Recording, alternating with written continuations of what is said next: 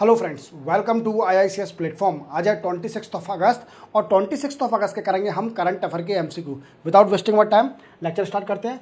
First question, Narendra Modi has presented to Bhishm cube to which country. देखो, अब सबसे बड़ा क्वेश्चन आता है कि हमारे नरेंद्र मोदी साहब 23 अगस्त को उक्रेन गए थे। कहाँ गए थे? 23 अगस्त को उक्रेन गए हुए थे और इनकी बायलैटरल मीटिंग थी with president of Ukraine Zelensky. किससे मीटिंग थी? जेलेंस्की साहब से मीटिंग थी नरेंद्र मोदी साहब की। अब जैसा कि आप जानते हो कि प्रीवियस मंथ नरेंद्र मोदी साहब रशिया गए थे for bilateral meeting with Putin के साथ, और कोइंसिडेंटली उसी टाइम नाटो की मीटिंग चल रही थी यूएसए में, और उक्रेन झूठे ब्लेम लगा रही थी कि इंडिया सपोर्ट कर रही है रशिया का इन रशिया उक्रेन वार में। बट इस चीज़ को कंफर्म करने के लिए ये चीज़ कि हम किसी के सपोर्ट नहीं कर रहे हैं, we can say neutral country का दर्जा है हमारे पास, हम पीस का सपोर्ट करते हैं, न्यूट्रल कंट्री हैं हम। ओके, नाम के फाउंडर मेंबर थे हम। जब हमारा देश आज़ाद हुआ उस टाइम कोल्ड वार चल रहा था between USA and Soviet union, और उस टाइम हमने नाम non alignment movement founder member थे नेहरू जी। तो क्या है कि हमारी कंट्री को एक टैग मिल गया है कि किसी के बारे में इन्वॉल्व नहीं होना है, न्यूट्रल रहना है।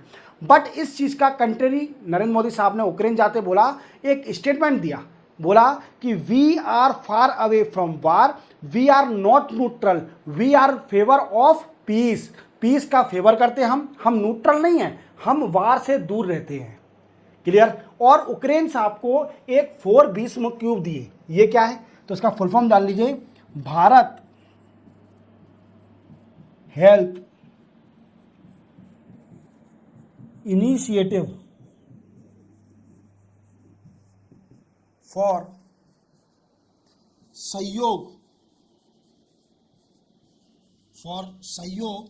हित एंड मैत्री। अब ये है क्या? देखो, ये चलता फिरता हॉस्पिटल है, एक तरह से बोल सकते हैं कि चलता फिरता hospital. It is a portable hospital और mobile hospital, we can say. इसको कहीं भी ले जाकर डिप्लॉय किया सकता है। और आप जानते हो रशिया और यूक्रेन में वार चल रहा है और इसका कई सारे सोल्जर इंजर्ड होते हैं, तो उनको हेल्थ सर्विस प्रोवाइड कराने के लिए यह भीष्म क्यूब बड़ा बेनिफिशियल है, क्योंकि इसके अंदर एक जैसे आईसीयू होता है वैसे ही सारी फैसिलिटी मिलेगी।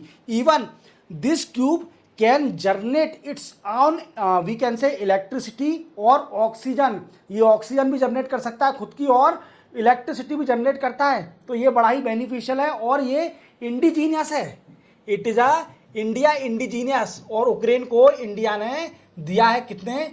4 भीष्म दिए हैं। कितने दिए हैं? 4 भीष्म। तो कौन सी कंट्री है? उक्रेन को दिए हैं। क्लियर? इसका आंसर क्या है? उक्रेन। चलते अपन नेक्स्ट क्वेश्चन पर। नेक्स्ट क्वेश्चन है, India sign SOSA agreement with which country.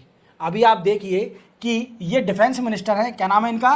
Rajnath Singh साहब, राजनाथ सिंह। और आप जानते हो इंडिया के डिफेंस मिनिस्टर हैं। कौन है? Defence minister. ये अभी यूएसए गए हुए हैं 4 डे की विजिट पर। कहाँ पर? 4 डे की विजिट है इनकी यूएसए में। अब यूएसए में जो कि प्री डिसाइडेड था, ये डिस्कस करने जा रहे थे JEF 404 जेट इंजन। ये इंडिया को इंपोर्ट करना है इंजन, जो कि JE जनरल इलेक्ट्रिक कंपनी है वहाँ पर यूएसए की, वो ये इंजन बनाती है। अब इंडिया को क्यों इंपोर्ट करना है? तो इंडिया ने एक लाइट कॉम्पैक्ट एयरक्राफ्ट बनाया है जिसका नाम है तेजस, और इसका इंजन लगाने के लिए, तेजस में इंजन लगाने के लिए इस इंजन को इंपोर्ट करना है। बट इसमें देरी हो रही है इंपोर्ट करने में, तो इस चीज़ का रिजोल्यूशन करने के लिए। और एक और चीज़ थी, इंडिया यूएसए से AMQ-9B प्रेडेटर ड्रोन भी इंपोर्ट करने का डिस्कस चल रहा है। प्रेडेटर ड्रोन ये भी इंपोर्ट करने का डिस्कशन चल रहा है। बट इसी चीज़ के लिए प्री डिसाइडेड था कि इस चीज़ के लिए जा रहे हैं ये यूएसए, और 4 डे की यूएसए के जो डिफेंस सेक्रेटरी हैं जिनका नाम है लियोड ऑस्टिन, इनसे मुलाकात करेंगे और जल्दी से जल्दी AMQ-9B प्रेडेटर ड्रोन और जो JEF 404 जेट इंजन को इंपोर्ट किया जाएगा इंडिया के अंदर। क्लियर? बट हुआ कुछ इससे बड़ा। क्या हुआ? इससे बड़ा अब इंडिया ने क्या किया, इंडिया ने सोसा एग्रीमेंट साइन कर लिया यूएसए के साथ, जिसका फुल फॉर्म है security of supply arrangement. Security of supply arrangement, इसका मेन मोटिव क्या होता है कि transfer of goods and services of defence between both countries. Clear clear. पर एक दिक्कत है इसमें, क्या प्रॉब्लम है, ये इंडिया ने जो साइन किया है वो है नॉन बाइंडिंग, मींस ये है नॉन बाइंडिंग। और नॉन बाइंडिंग क्या होता है कि बाउंडेशन नहीं है यूएसए के ऊपर, ना ही इंडिया के ऊपर बाउंडेशन है कि जो डिफेंस जो पार्ट्स यूज कर रहे हैं उनको एक्सपोर्ट करे ही। मींस अगर इंडिया को किसी भी आर्म एंड एम्यूनिशन बनाने के लिए कोई पार्ट की जरूरत पड़ रही है और वो यूएसए की कंपनी बनाती है, अब यूएसए गवर्नमेंट से डिस्कस करी जाएगा इंडिया की, हमने एक डील साइन करी थी सोसा एग्रीमेंट साइन किया है और हम दोनों कंट्री एक दूसरे को पार्ट एक्सपोर्ट इंपोर्ट कर सकते हैं। क्लियर। तो इंडिया इंपोर्ट कर लेगी किससे, वीकेंड से, यूएसए से उस पार्ट को, और अपना जो भी है डिफेंस प्रोडक्ट बना लेगी। बट अभी राइट नाउ इंडिया और यूएसए बाउंडेशन में नहीं है, नॉन बाइंडिंग है, यूएसए मना कर सकती है और इंडिया भी मना कर सकती है, बट सोसा एग्रीमेंट साइन कर लिया है। तो ये इंडिया हमारी 18th कंट्री बन गई है जो कि सोसा एग्रीमेंट साइन करने के साथ यूएसए के साथ सोसा एग्रीमेंट साइन करने वाली इंडिया 18th कंट्री बन गई है, याद रखोगे। अब क्वेश्चन बनता है कि इसको बाउंडेशन करने के लिए सर क्या करना पड़ेगा, एक और एग्रीमेंट साइन करना पड़ेगा इसको बाउंडेशन में लाने के लिए। वो एग्रीमेंट का नाम है क्या है दोस्तों, डिफेंस प्रोक्योरमेंट एग्रीमेंट। क्लियर। ये डील जैसे ही साइन होगा, ये एग्रीमेंट जैसे ही साइन होगा, दोनों कंट्री बाउंडेशन में आ जाएंगी to sharing the parts of goods and service of the defence product between both country, and both country बाउंडेशन हो जाएगा, उन्हें देना ही पड़ेगा। बट अभी ऐसा साइन कुछ हुआ नहीं है, सोसा एग्रीमेंट इंडिया और यूएसए ने साइन किया है, याद रखोगे। चलते हैं अपन नेक्स्ट क्वेश्चन पर। नेक्स्ट क्वेश्चन है which state government launch Subhadra योजना। देखो आप देख पा रहे होंगे सुभद्रा योजना अभी लॉन्च करी गई है उड़ीसा सरकार ने, और उड़ीसा में कौन सीएम है, मोहन चरण मांझी।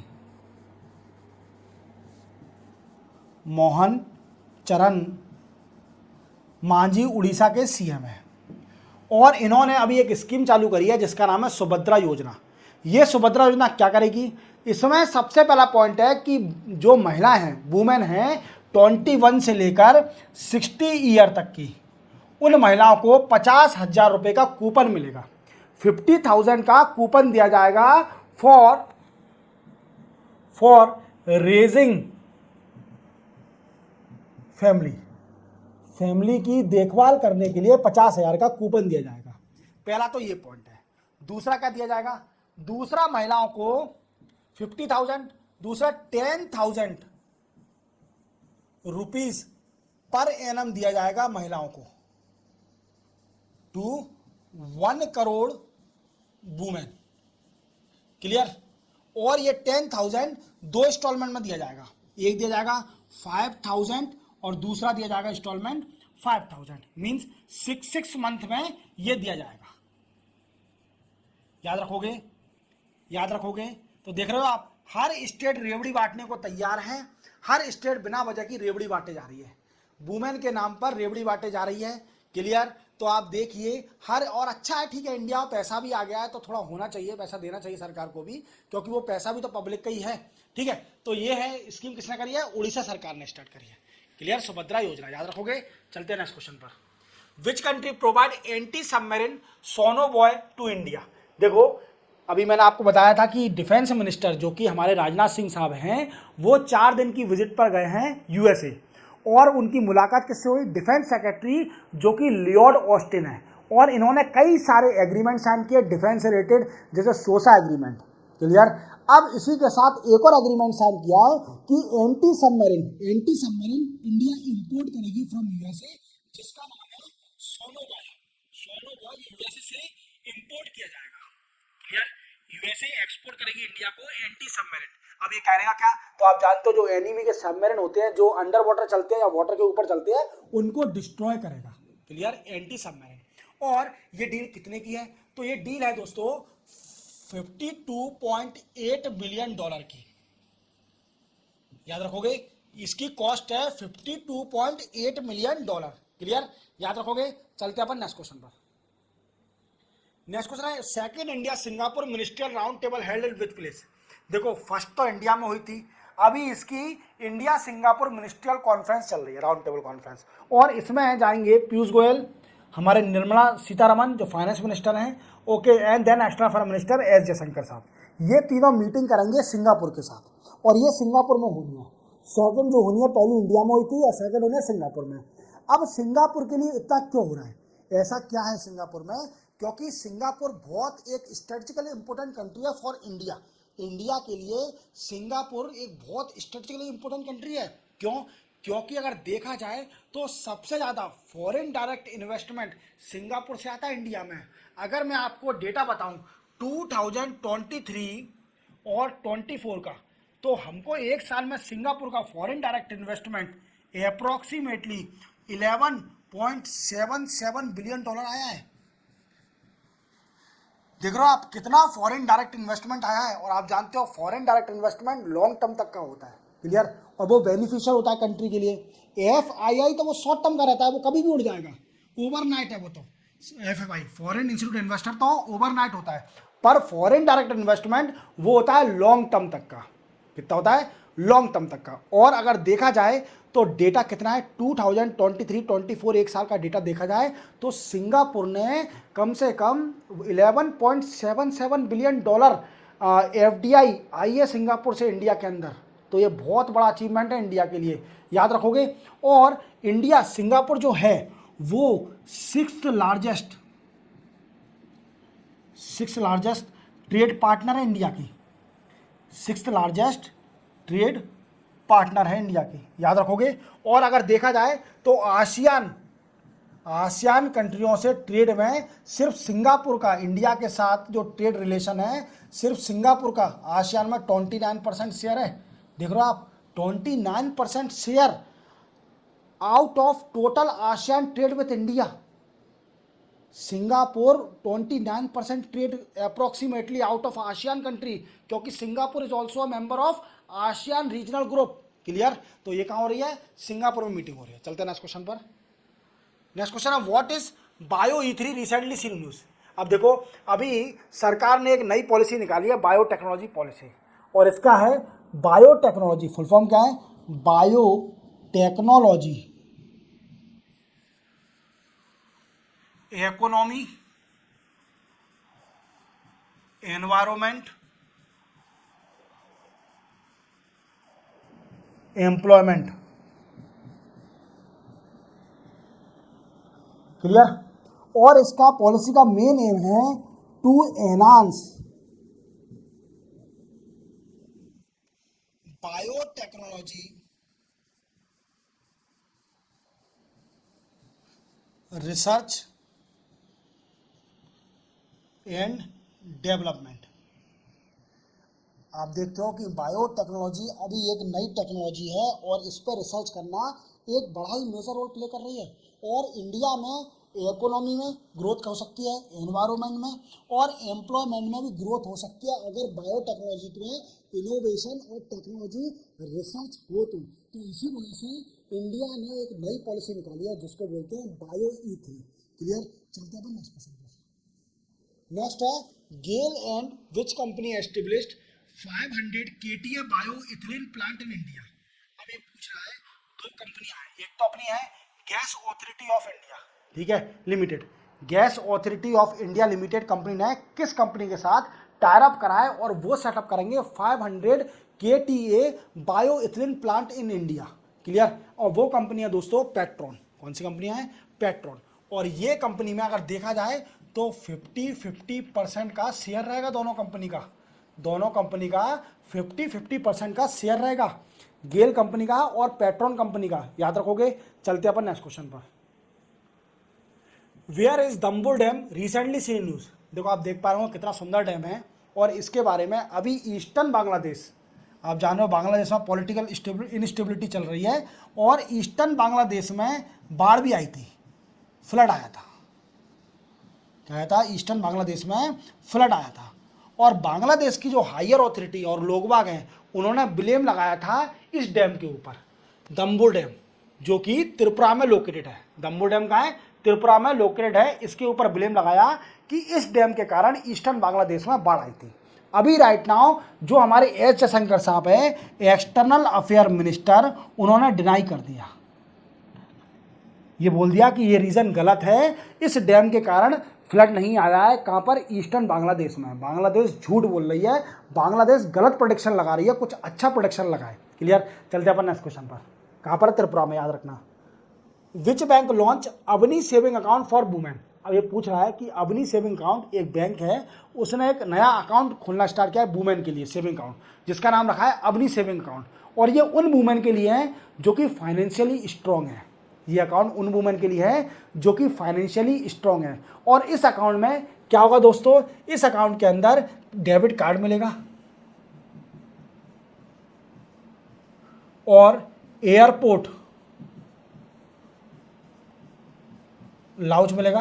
क्लियर? और इसके साथ 10 लाख का accidental death, 10 lakh accidental death insurance भी दिया जाएगा, डेथ इंश्योरेंस भी दिया जाएगा इस अकाउंट के अंदर। क्लियर? और ये बंधन बैंक ने स्टार्ट किया है।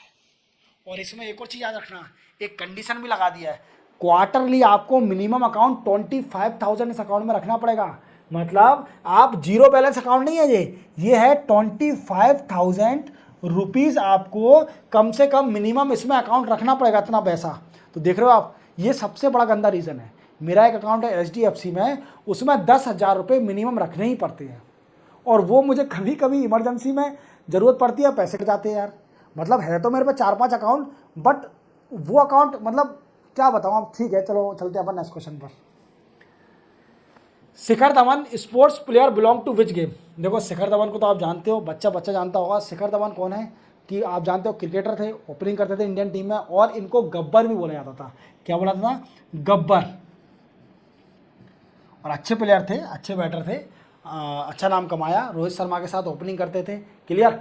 और ये क्या है? इन्होंने रिटायरमेंट का कंफर्म कर दिया है, इन्होंने रिटायरमेंट ले लिया है फ्रॉम डोमेस्टिक और इंटरनेशनल क्रिकेट, फ्रॉम डोमेस्टिक और इंटरनेशनल क्रिकेट। अब देखो दोस्तों, इन्हें रिटायरमेंट तो ले लिया है, और लेना भी चाहिए, क्योंकि इनको ऑफर मतलब क्या, इनको कई बार देखो यार इग्नोर करा जा रहा था, इनको कई साल से नहीं लिया क्रिकेट टीम में और इंटरनेशनल क्रिकेट से। पर इन्होंने बोला है कि मैं IPL खेलूंगा, जितने भी प्रीमियम लीग हैं उसमें खेलूंगा, प्रीमियम लीग के अंदर खेलूंगा मैं। तो ये है क्रिकेटर शिखर धवन, और इन्होंने रिटायरमेंट ले लिया, इसलिए न्यूज़ में है, और इनको अक्का गब्बर बोला जाता है। क्लियर? गब्बर बोला। चलते अपन नेक्स्ट क्वेश्चन पर। Tata power solar system partner with which bank to finance solar unit. देखो टाटा सोलर सिस्टम जो कंपनी है, उसने एक बैंक से टाइप कर लिया है, और वो बैंक फाइनेंस करेगी सोलर यूनिट को, जितने भी सोलर सेल सेटअप हो रहे हैं उसको फाइनेंस करेगी। तो वो बैंक है दोस्तों ICICI। क्लियर? याद रखोगे, सिंपल है। चलते हैं नेक्स्ट क्वेश्चन पर। नेक्स्ट और लास्ट क्वेश्चन है, which city top in global property price index. देखो ये इंडेक्स का मेन मोटिव ये होता है कि ये देखा जाता है कि किस सिटी की दिन प्रतिदिन प्राइस एनहांस होते जा रही है प्रॉपर्टी की। जिस सिटी की प्रॉपर्टी की मतलब अगर देख महीने का देखा है, मंथली प्राइस बहुत हाई होते जा रही है, तो ग्लोबली देखा जाएगा। और इसमें 44 सिटीज़ को पार्टिसिपेट किया जाता है, 44 सिटीज़ इसमें कवर करी जाती है इस इंडेक्स में। और नंबर 1 पे आई है मनीला। मनीला आप जानते हो किसकी कैपिटल है? फिलीपींस की, फिलीपींस कंट्री की। और मनीला में क्या है? एशियन डेवलपमेंट बैंक का भी हेड ऑफिस है। क्या है? एशियन डेवलपमेंट बैंक का भी हेड ऑफिस है। क्लियर? और इसके साथ एक और चीज ध्यान रखना आप, और सेकंड नंबर पे है मुंबई, और थर्ड नंबर पे है दिल्ली। थर्ड नंबर पे क्या है? दिल्ली। तो अपन भी पीछे नहीं है, हमारे यहाँ की भी प्रॉपर्टी प्राइस दिन प्रतिदिन बढ़ते जा रही है। इवन मुंबई सेकंड है ग्लोबली। तो इसी के साथ 26 अगस्त के करंट अफेयर के एमसीक्यू कंप्लीट होते हैं। चैनल को सब्सक्राइब और बेल आइकन प्रेस करना ना भूलना। मिलते हैं हम कल 27 अगस्त नए करंट अफेयर एमसीक्यू के साथ। तब तक के लिए जय हिंद।